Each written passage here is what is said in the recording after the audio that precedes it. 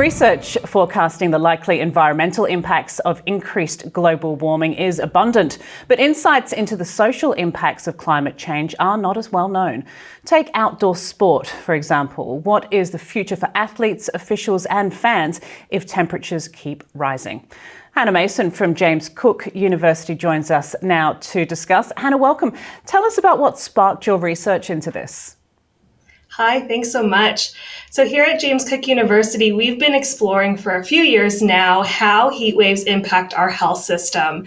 And that got us thinking a little bit towards the Brisbane 2032 Olympics, which are going to happen here in Australia, and how heat is going to start impacting our planning and preparation, and then of course our experience of those games. And that led us to look into a little bit more what's going on around sport and heat, and what does the future look like. So what does the future look like in terms of the things that can be implemented? We've seen mist sprayers for tennis players and cooling vests in rugby league. Can we see those types of solutions becoming more readily available, more widely used? Definitely. There's a lot of really interesting tech that's happening for athletes, including, little pills that you swallow so they can detect your internal temperature in real time.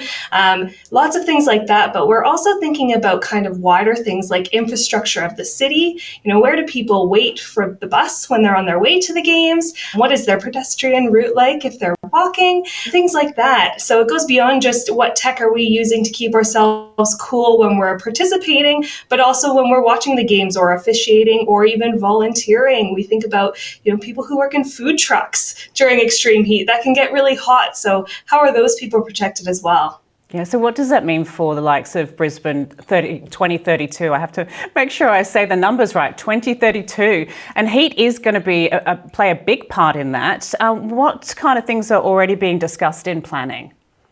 Yeah, it's really interesting because there's so many players that come together to think about this. It includes, the local council. It includes the Queensland government. It includes researchers like me. It includes businesses, and we all have a seat at the table to talk about, what are we going to do to protect people? And Australians love sport. They love to get amongst it. So we want to make sure that the games have a really great legacy and good memories attached to them, and people feel like they're safe. So things like even the athlete village, what direction is it facing? And, what's the wind flow and how many trees are there? And think about how long it takes for a tree to be planted and then grow to actually give us some good shade. So all of these things are being considered well in advance. Talking about the sports themselves, and we've seen, recently at Wimbledon, there was complaints that the grass was too slippery when the roof was on, and that's in a country that's quite a lot cooler than Australia. So at the games themselves, what kind of sports are the most impacted by those changes that we're seeing in the weather? It's really interesting because we think about things like, marathon running 40 kilometers in 40 degrees, of course, would have a massive impact. But we're even seeing events like swimming. If the water's too hot, which in some cases, water can be up to 30 degrees, that has a really big impact on your body's ability to regulate and cool down. So definitely the more explosive and longer duration sports we see kind of obvious. Even if you think about doing it yourself, right? If you go on a run or you try to play tennis, you're feeling hot pretty quickly. But even some of these, track and field style events that may be shorter in duration, those athletes are still practicing for a long period of time before that, and they're sitting on that tarmac that's hot. There's solar radiation coming up from the tarmac. So we actually think, everybody is at risk, and everybody needs to be thinking about how they're going to prepare themselves and make sure they're protected from the heat.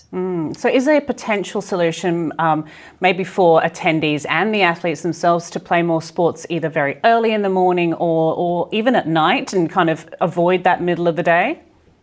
Yeah, and we're certainly already seeing things like that happen. We're seeing things, even the Australian Open is a great example because that happens in Australian summer. So a lot of people, when they think about sweating it out, watching some sort of sporting event, it's often surrounding cricket or the Australian Open. And we are seeing people, or the organizers, changing times of those events to protect people. So it's certainly something. We're also thinking about things like regulations surrounding break times. So, normally maybe we have, I don't know, a 10 minutes break in a specific sport. Maybe that needs to be increased to allow people to cool down more so before they start to play again. Do you think that there is a little bit of a push, though, from the business side of things? Because sport is such a big moneymaker. When it comes to the Olympics, there are time slots when people are going to watch, and there are times when people are going to attend and spend their money. Who's ultimately responsible for managing this? Because it is such a massive challenge. Yeah, and you know what? Like I was talking about before, there's so many people who have a seat at this table. There's, of course, a responsibility of the government, who is the main funder and organizer of the sporting events when it comes to things like the Olympics, bigger sports. But then the sporting federations, the Australian Olympic Committee, and they are thinking about things like this. And then there's people who are researching this as well and making sure that our choices are actually evidence-based. And they have a responsibility to make sure that they're doing that research and they're doing, the evidence justice.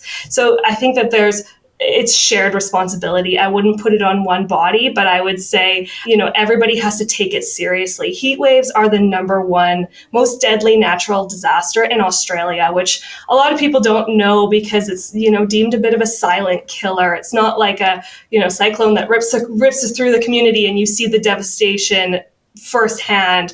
It slowly kind of creeps into things and causes issues in our healthcare systems and issues to our own bodies.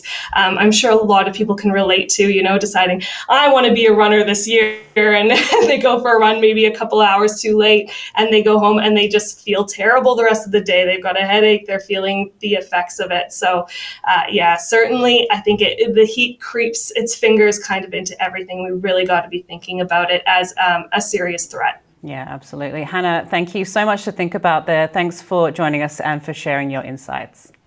Thanks so much for having me.